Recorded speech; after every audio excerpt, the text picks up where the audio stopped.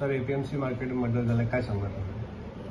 बाजारपेठ police station कल्याणच्या हद्दीमध्ये APMC मार्केटमध्ये आज सकाळी 8:30 ते 9च्या दरम्यान दोन इसमामध्ये केळीच्या पानावरनं मारामारी झाली आणि येथील जो आरोपी आहे चिराग राजकुमार सोनी यांनी चमनलाल नंदलाल कारला याला छाती आणि पोटामध्ये कैचीच्या साह्याने वार करून गंभीर जखापत करून त्याच्या मृत्यूस कारणीभूत झाला।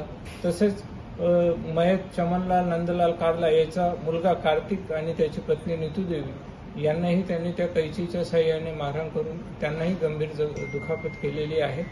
या घटनेमध्ये चमनलाल नंदलाल कारला हा उपचार करताना मयत झालेला आहे आणि आम्ही रितसर बाजारपेठ पोलीस स्टेशनला गुन्हा दाखल करून या गुन्ह्यामध्ये चिराग राजकुमार सोनी याला बाजारपेठ पोलीस स्टेशनच्या अधिकाऱ्यांनी ताबडतोब अर्ध्या तासाच्या आत अटक केलेली आहे।